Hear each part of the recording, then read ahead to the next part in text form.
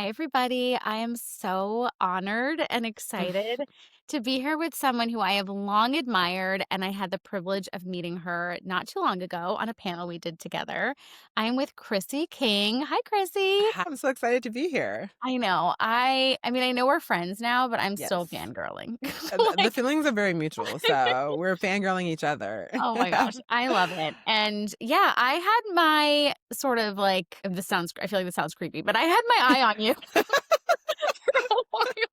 I'm like, I don't mean to sound creepy, but I did. I had my eyes on you because you came out with this beautiful, beautiful book called The Body Liberation Project. Oh, And thank you. the cover is so beautiful. I realize I'm like, I need a copy in my home because it's just so beautiful. You're glowing on the cover. And I want everyone to check it out because I know so many of the folks in my community deal with their bodies in such intense ways with chronic illness and just navigating their lives through their body in so many ways. And so Chrissy is going to be a great resource for all of you. So Yay. yeah, please be sure to check that out. And you also have this Substack that you've been Yes. doing, which has been so great. You talk about everything from deeply personal stories, which has been so beautiful to learn more about your story, and then also like the Skims like Bush song that was like, Oh, brother.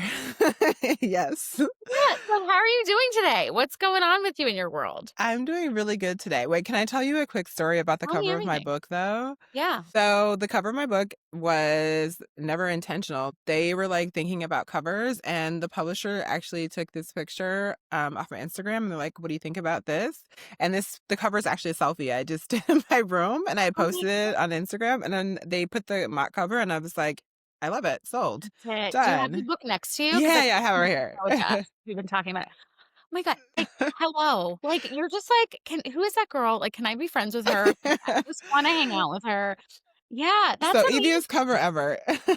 Easiest cover ever, but I feel like what they were probably tapping into is they just really wanted your true essence to shine because it's like Yeah. what the whole book is about and like what shines through in the whole book, I should say. So I love that. How did that Yeah. feel for you? It felt really good. I love the book. I never really thought about the cover, so I didn't really like necessarily think about myself being on it. Yeah. But then I saw it, I just love it. But it is really funny though, because like I'll walk into a bookstore and I'm like, oh, there's me That's just my sitting face. there in my bra. Like it. But I do love the cover though. Oh, I love it. I'm sure people really feel attracted to it, which I is hope great. so. Yeah. Yeah. Oh, I know so. I know so. Well, I'm so glad that we're getting a chance to chat. I know we went to lunch not that long ago. Yes. I had so much fun with you, Same. and I just feel like I could talk to you for hours. So, Yes, I feel the same way. So I'm excited yeah. to be here. Yeah. So, what I wanted to do today, I've sort of, queued this up in our series so far, but we're just really talking about what are you shedding for 2025 and what are you bringing in for 2026? There's been all Yes. different types of answers. I answered for myself as well. And, I just feel like people go through this process of life. And sometimes, especially with social media, you can look at people like yourself and be like, oh my God, she's killing it, which you are, and just like see the beauty of what you put out into the world. And it's so easy to then paint this picture like this is the one note, like this is all it is. Like she's just killing it, and like end Yeah. of sentence. Yeah. But I want people to understand, like, yes, things are beautiful and going really well. And there's also this real human experience that you're navigating at the same time. Yes. So I want you to talk to me a little bit about that and share that with me. Yeah, so I feel like this year, first off, I don't know, 2025 was a blur. I mean, I know it's not over yet, but like also Yeah, blink your yeah, it's eyes and it coming. will be over. Yeah. I feel like this year was a blur. And honestly, it's so funny because I had really high expectations for the year. I think I have high expectations for every year, right? Yeah. But it wasn't that great. This year wasn't that great. And it wasn't like it was the worst either. It was Yeah. just like, Like, what is going on? what's happening? And I think what's also interesting for me is that I'm turning 40 in December.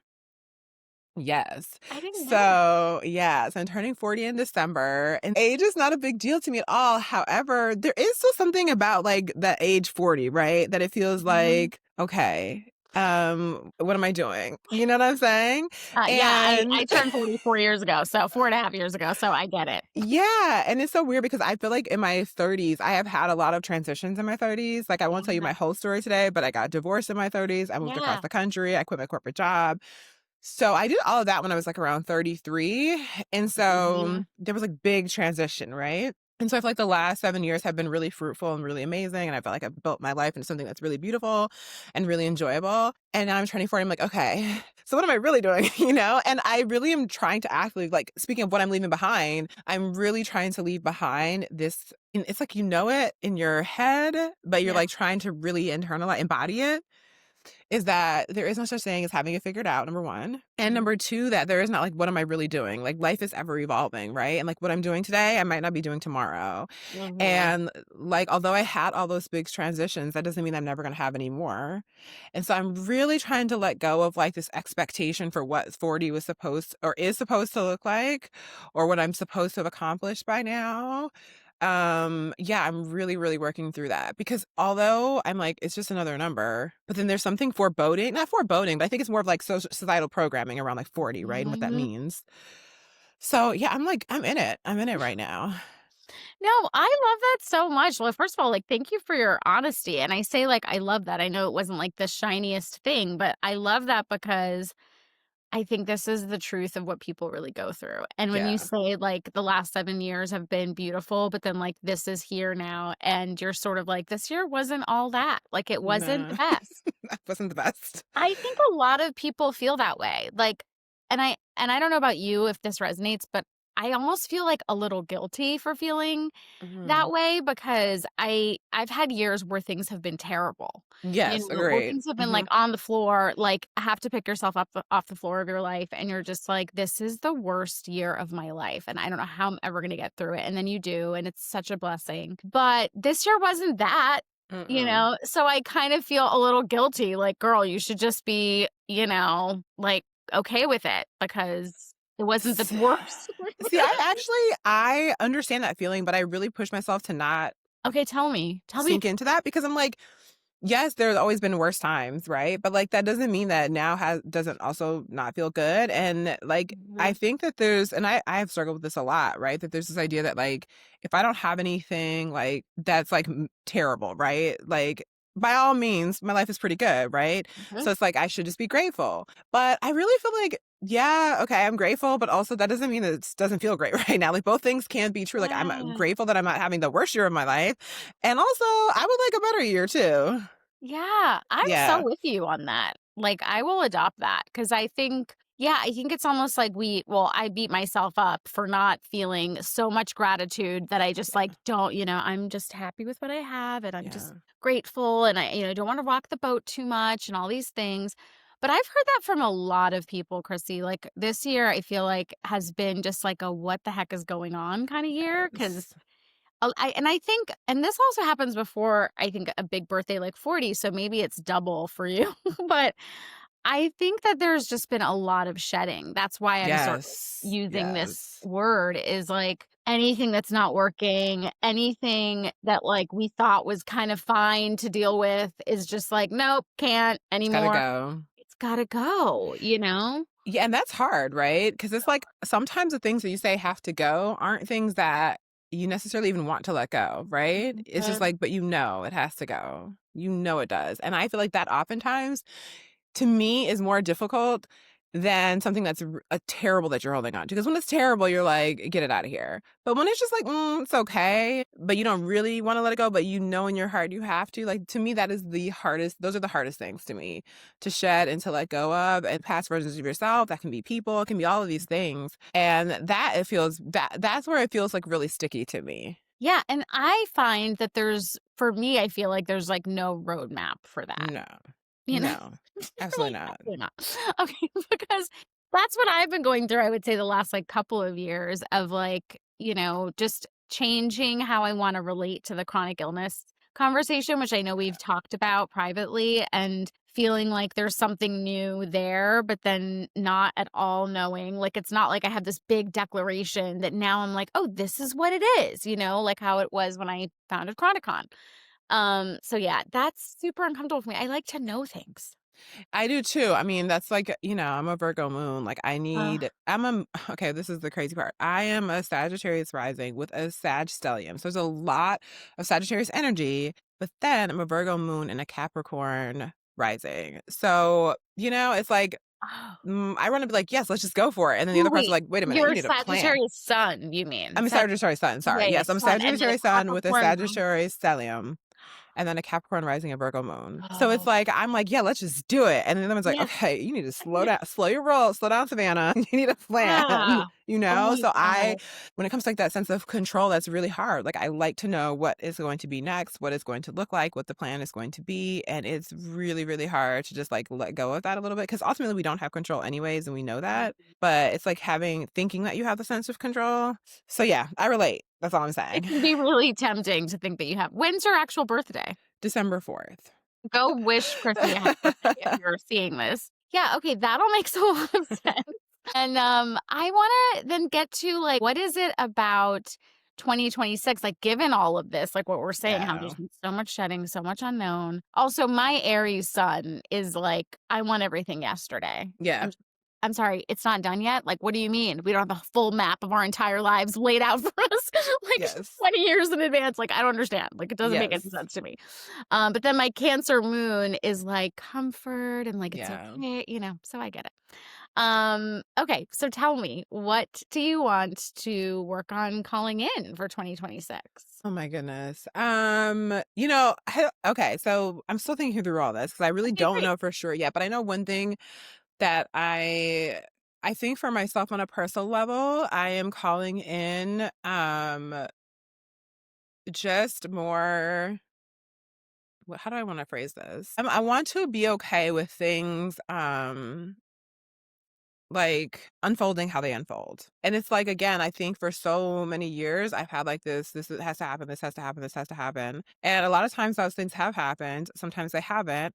And all both things are okay. But I really think I'm trying to be less of like my life needs to look this way Mhm. and more just like open to the opportunities that may come and open to things happening in a different way than I would have anticipated or necessarily planned for myself. So that's one thing. And then in terms of like actual like practical things, I definitely, I'm excited about Substack. I want to keep growing that. I want to keep sharing in a big way. I've shared, like you mentioned, some very personal things this year that are more vulnerable than anything I've shared in the past, which is also can be really scaring, but I've also found it to be very liberating. And so I definitely want to lean more into that this year. Yeah, I don't know. I think I'm trying to be open to like whatever the future holds. And I will say I'm definitely leaning into my creativity a lot more and other arenas than just writing, just like letting myself express creatively without like feeling weird about that. I don't know if you ever feel this way, but I feel like when I'm starting a different creative endeavor, I get very weird about sharing it with people Mhm. because I'm like, "Well, what are people gonna think?" But I'm just like, "Who cares what people think? Like, it's just for me, you know?" Yeah, well, I've seen your knitting. I mean, it's pretty Thank amazing. So I you. feel like Yeah. people should think it's amazing. I'm enjoying that, and what's really funny is I went to, one of my friends hosted, like, a creative salon/dinner on Saturday night, Oh, and so everyone was cute. going around, and you were just basically saying, like, "What's your creative thing?" And when I got to be my turn, I noticed that I kept it very, very short. I was like, just like, "Oh, my name is Chrissy," like, she, her pronouns. And I'm a writer. And I was like, period. I just left it at that. And then two of my friends was like, excuse me. So she wrote this book. And then they start telling the table about it. And then my other friend is like, oh yeah, and she crochets these amazing bags. And I'm like, oh, okay. Like I have to, yeah, I Yeah. have to just let it out. I don't know why I was like, people were literally like telling their whole life stories about like all the things they're doing. And I'm just like, oh yeah, that's it. So I have to say, It's fascinating, but I I love how know. vulnerable you're being because I think a lot of us do that. I definitely have had to push myself. I don't know what that I is. don't Like, either. I don't. So it's that's what I need to let go of too. I don't know what that is, but I need to is it let like go. playing small? Like, is Maybe. okay? Because I think that's part of what I would say for me. Like, sometimes sometimes I think first of all, there's nothing mysterious about me. I put everything out there. Like, I am not I actually had someone I was dating once be like, "You don't really like mystery, do you?" And I'm like, "Correct. I don't want any mystery, No, actually. I want to actually, I know don't. exactly Thank what's going on you. at every point in every moment." So I'm okay with that. But yeah, I kind of think that, like, maybe if I leave something off the table that, like, maybe I'll be more interesting or something. And then I do think I don't wanna, like, say the wrong thing, and, I don't wanna come off as arrogant Yes. or, like right? Like, all of That's what these I think it layers. is for me. like, how dare I tell people I wrote a book, but I did write a book. Like, why wouldn't I tell people that? That's So just I like, think yeah. that's it. So I need to leave that behind in 2025 too. Yes, please. Yes. Yeah. That was one of the that was, I think, the thing that I put in my own way, but I in my video that I did about what I want this next year to be, I said that I really wanna embrace being more of, like, my full self in front of Mm, people because I feel like the feedback I've gotten is that when people meet me, I'm like 30 different colors and versions of yeah. myself. Like, there's so many, like, different shades of who I am. But when you see me online, I'm very much like a host, and I'm Yeah. diplomatic, and I'm proper, and I'm, all these, like, sweet and palatable things, which is not really who I am, and You know what though? I actually can relate to that a lot yeah. because I would say that some of my close friends are like, Chrissy, you're really funny, but people on the internet don't see that. And I think it's what you're saying, right? I'm just like, no, I'm gonna say the right thing on the internet. Because also sometimes the internet doesn't know how to take a joke, right? And like you Oh. are not about to cancel me because you didn't understand the joke, right? So I feel like I just stay away from that sometimes, but it's true, right? Like there's a part Yeah. of me that I don't put on display unless you know me in person. And maybe that's something I need to like renegotiate or think about as well. Yeah, like, I think there's a difference between, like, having respectable and Of healthy course. boundaries, and it's Yes. like we're taking care of ourselves, and not everybody needs to know, like, our intimate personal details if we don't wanna Yeah. share them. Yes. But I think what we're talking about is, like, there's this protective layer, which Mhm. I have definitely noticed, and I think that in the moments that I've let myself step outside of it, I notice just an energetic shift, and Mm. then that energetic shift starts to create more abundance, more opportunities, more inflow, of things. But for the most part, I'm sitting here being like, "Oh, don't mess it up, dude. Just don't Mm. mess it up. Just don't rock the boat too much." And I think honestly, as women of color, it's like Yeah. I know for South Asian women, it's such a part of our culture to be like demure and ladylike. And, Yeah. you just don't want to be too boisterous. Like, you don't want to laugh too loud, like, is literally a thing I used to hear growing up. Right. Wow, So, interesting. Yeah. yeah. So I don't know if that part plays into it for you, but it definitely does for me. I mean, definitely respectability politics, right? So, I think I talk about this a little bit in the book, but like Mhm. I went to like school. I was the only black girl in my class, and the only other black people in the school were my brother and my sister. so, Oh my so god. I think that very young, I adapted this like respectability. And actually one of the stories I talk about in my book is when I was like, so first of all, I was homeschooled until I was in third grade and I went to school in third grade. And then I was the only black girl in the school. So Wow. not only was I adjusting to being in school, I was like the only black girl. And one of my classmates, I remember I went to her house for a sleepover and my mom was like pretty strict. So that was like my first time I had been able to like go to someone's house. Mhm. Anyways, I was eating dinner with her family. It was just like very chill. We were eating pizza. I remember this like vividly. Okay. I could describe what the house looks like. I remember this so vividly. We were just eating pizza, like having a good time, chit chatting. And then, like almost out of nowhere, my friend says, like, I don't even remember, I don't know what prompted her to say this, but she said, my dad doesn't like black people, but he said you're okay. And I was like, oh. And so that's the first time I was like, oh, people will treat you differently based on that, but also like the kind of black, like the idea that there's a different kinds of black people, right? And so I think from a very Mhm. young age, I adapted like respectability politics. I need to be the smartest. I need to be more well spoken. I need to like be excellent, right? And this idea of like black excellence is so wrapped up in respectability politics. Yes, I can relate to that a lot. You think? I mean, Yeah, yeah, I'm so sorry that you went through that, and it's actually, like, reminding me of this friend that I had. I also, growing up, I wasn't the only Indian kid, but I was in a sea of white people is, like, what yeah, I always say. But, yeah, this friend of mine who was, like, my I say in quotes, "best friend" because she really wasn't a very good friend to me, but yeah. she was my best friend. She had this, like, Ocean City, Maryland house that, like, her family would go to every summer, and I remember as we got older, I'd be like we were so close, we did everything together, so, like, I thought, like, "Oh, maybe we could go to, like, Ocean City together sometime and, like, spend more time," and she said I wasn't allowed to go because her grandfather was racist, and so Oh she's like, "You're not invited," wow. and I was like, "Oh my god, I totally forgot about that until you just told that Well, story." sorry I brought that back up, but it's just like those young formative things, Yeah. right? That really impact like Yeah. how you navigate the world until you learn to like uncouple yourself from that, which is a whole unlearning process in itself. Yeah. Wow, Chrissy. I did not think that we were gonna I mean, why should I have assumed otherwise that we wouldn't go, like, super deep, but wow, Yeah. that's That's powerful, and then for us to be on the journey of, like, can we redefine this for ourselves Yes, as adults? yes, And we don't absolutely. really have models for, like, what No. that looks like, you know? 0 models for what So that looks like, yeah. yeah. So And it's I like and again, I talk about, like, the last 7 years, like, so much of that has been, like, unlearning things and, like, even getting divorced, and that was even a whole thing, right? Because I didn't get divorced for a reason that people think is a good reason. I mean, yeah, I'm pro-divorce, get divorced for any reason you want to, like, it's not working for you anymore, get divorced, like, I don't whatever, but, people have, like, their judgments about, like, "Oh, well, if he wasn't abusive and he wasn't, unfaithful, then, like, why would you get divorced?" And so it's like, really learning to stand in what your own truth is, even though people don't necessarily understand that, and just having to be okay with the fact that people may not understand, and that's just gonna have to be okay because I'm making the choices that are most aligned for me so that I can live my most liberated life. love that you have that stance. As you know, I got divorced when I was, like, 24, and I was, like, the only person in my lineage. My family had been divorced, and it was like, I mean, the Indian things I could say, the Hindi things I could say to you was, like, out of a Bollywood Yeah, movie, and I was just like, "Yeah, you can all hate me. It's and that's okay. okay. Like, It's it's fine. I'm okay. actually okay with it. Like, it sucks, Yeah. it hurts, like, it's Of not fun, but, like, I'm not destroying my life to, like, make you more comfortable," basically. I love that so much, and it is really hard. It is really, really It's challenging really to do hard. that, but I think the model that I have adapted for myself over time is that I'm okay being the villain in someone else's story, and, like, that's just what it is, you Wow. know?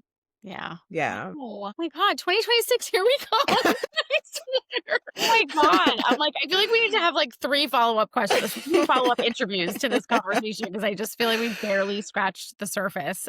That was so beautiful, and I really hope that anyone who's watching just really sees themselves in this journey and knows that, like, there are all of these layers, and yes, like, things are beautiful and things are happening, but it's not only that. You're also, like, shedding all these other things at the same time and processing so many things. Navigating the grief, I think, that comes with it, that's something I've been thinking about a lot lately, and it's also another strange feeling when there's nothing that was like, "Oh, this divorce just happened, so that's why, like, Yeah. this week I'm upset." It's, like, ongoing or, like, things trigger it. So, I just really appreciate you so much. I adore you, I Thank respect you you. so much, and I'm just so happy that you sat down with us to share your wisdom.